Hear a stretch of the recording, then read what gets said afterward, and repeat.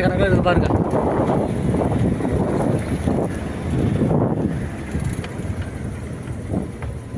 Wow wow wow.